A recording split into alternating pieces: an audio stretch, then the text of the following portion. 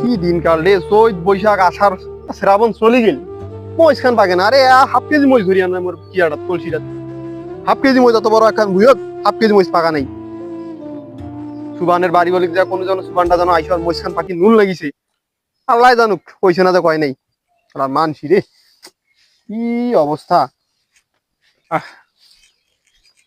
আরে সুবান নাকি না, শুন তো শুন, শুন শুন, কি হলো? মহিলা দেখতো, মহিলা দেখতো কি হয়েছে, কি দেখ না ভিতরে দেয় না রে।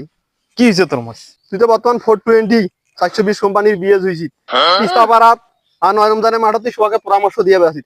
তোর বাড়ি বাগলের লোকটা মুই মোর মহিষ খান পাকে না, তোকে কতদিন থেকে কসো তুই আসি একটা দেখিও যাই না, মুই কি তোর ক্ষতি করছি? আরে তোর অত পেশাল বাদ দিতে না, টাকালো মুখ ওইটা কথা কওয়া।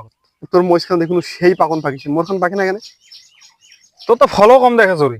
আরে ফল কম, মহিষ খান তো পাকিবি না ওইলে ঔষধের কথা না তো না কোয়া যাবে না। আরে কো তোর মহিষ খান একটা শব্দে কোয়ার পারো মুই। কি সত্য কো, আমি সব সত্য মানিয়ে রাজি আছি। মুই যেটা ঔষধের কথা কম, তুই কিন্তু কাকু কমো না।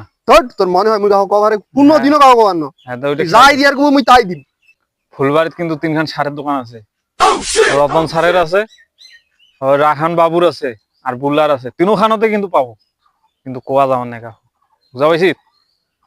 ওই যে বনমারা আছে না, বনমারা আনি স্প্রে করে দিচ্ছি নি, এটা কিন্তু ঠান্ডা আবহাওয়া ফির দেওয়া যাবার নেই।